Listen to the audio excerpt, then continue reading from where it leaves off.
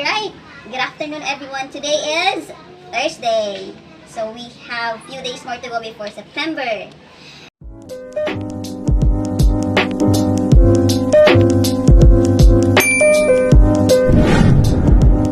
So today we're gonna discuss two important words that you might find it so helpful when you write your sentences.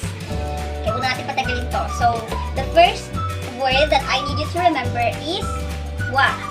Can you read it? Leo? Statement. So, when we hear the word statement, what comes on your mind?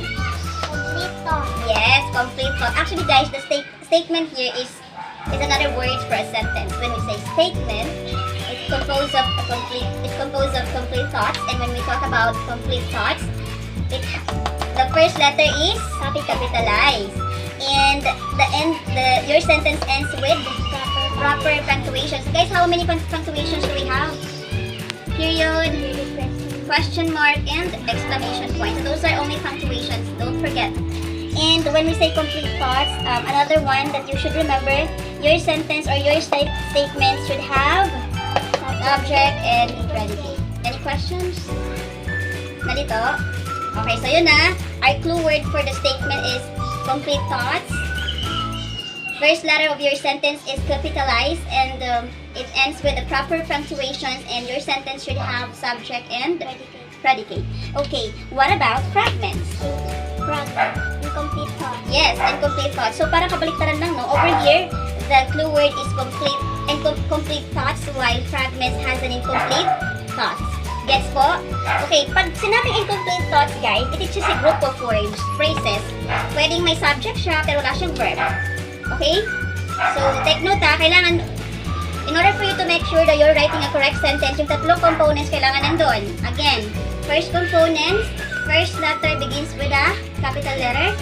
Second components, proper punctuations. And third components, it has a subject and predicate. Any questions? Takpan ko. Sige. Things to remember when we talk about statement. Ano yung nasa isip mo? Complete thoughts. Anything else? Wala na? Ano pa? First letter. First letter of your sentence is capitalized. Ano pa? And it Ends with the proper punctuations. What else? has subject and predicate. Very good. So, yun yung gusto ko. Pag nag-asa ko ng questions, masasagot mo. Okay. When we talk about fragments, what are the things that you should remember? Incomplete thoughts. Kabaliktaran mo sa statement. What else? Just a group of words. Ganun lang. So, kabaliktaran. Totally kabaliktaran sa statement. Now, we have an activity here since you don't have any questions. Wala nga ba talagang tanong? Okay, we have an activity here. Can you see this? Can you guys read this? Okay. So, ito, hahatiin natin yung activity. Ito. Okay? So, each of these words here, you're going to identify if this is an example of a sentence or fragment. Kaya ba? Kaya hindi. Okay, I need you to, who wants to answer example number 1?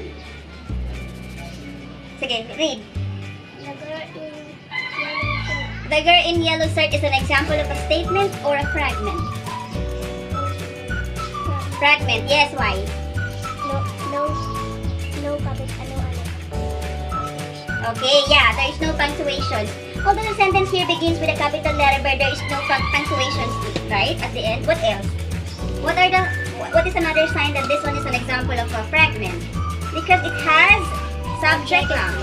Wala po siyang predicate, kaya nga po siya walang punctuation. So, take note this one is an example of a fragment because there is no punctuations and there is no predicate. Incomplete siya. This is not a sentence example. Gets? Sample number 2, who wants to answer? Yes, you. Read. Fragments or sentence? Why sentence? Louder. Why sentence?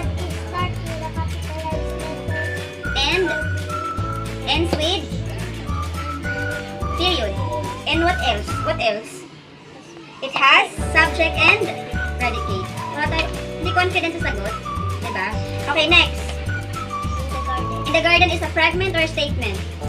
Why? Because it is just composed of words. Can you see? In here is a small letter. And there is no punctuations. There is no subject pa rin. Predicate. Garden can be a subject and there is no predicate. Diba? Yes? last examples. Everybody read. They are happy. What do you think is this one? Is it a statement or a fragment? Statement. Fragment, yes. Statement. Why statement? With capital letter like N. Proper punctuations. And in addition to that, they is what? Subject.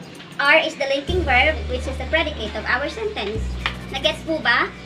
Okay, let's proceed to the next activity. Over here, I need you to identify if this sentence is correct or not. And I need you to tell me which one is incorrect. Ready? Okay. Alright. So, can you read this? My mother is a teacher. Alright, is this a correct example of a sentence or wrong? My mother is a teacher. Why wrong? It's not capital letter. Yes, although the sentence is a subject and predicate, but M here, which is the first letter, is not capitalized. Very good on that. Next. Everybody read together. She is my sister. Is it a correct one or incorrect? Incorrect. Why incorrect? No. No. Yes, no period. So can you see? This one is correct. This one is a complete statement. The only error here is it begins with a small letter. It has to be capitalized. On the other hand, this one is a statement. The only error here is it doesn't no punctuations at the end. Naintindihan po ba? Okay, next. Read everyone.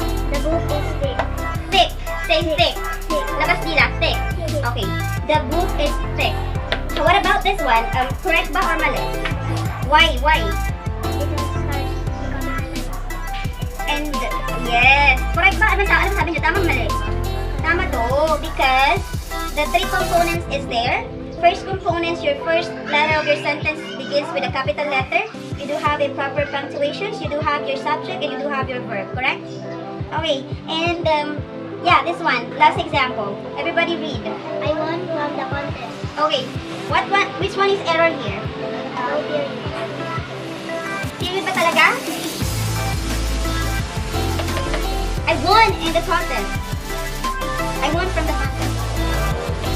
Is it a period? What type of punctuation? I won. What punctuation? Exclamatory. Trust yourself, ate. You know the answer but you don't want to share it. Okay. Now, you're expressing happiness here. Kasi when you want something, kung nanalo ka ng something dyan, what type of emotions are you expressing? Happiness, di ba? Sige nga, I want you to read this sentence with emotion. Everybody. I won from the contest. Again. I won from the contest. With emotion. When you're happy, how do you express your emotion when you're happy? Sige nga. I won from the contest. Yes. When you're happy, guys, you have to show that you're happy. So over here, the missing here is the proper punctuation, which is the exclamation point. Any questions? Now, guys, I need you to get your paper and give me an example of 5 fragments as well as 5 statements. Yeah, that's all for today, guys. I hope you are also learning from us. So, since this is an online class, yeah, we mothers should be a teacher as well because kids really needs an assistant. We cannot just give them the phones, give them the device without really assisting them. So, thank you for watching.